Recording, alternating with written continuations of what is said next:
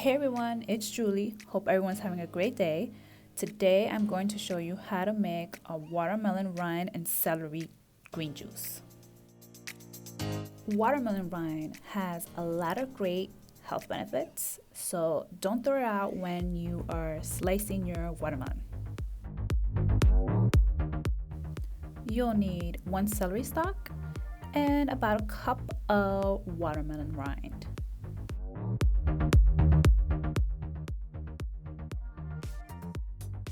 Don't forget to subscribe, like it, share it, comment, love it.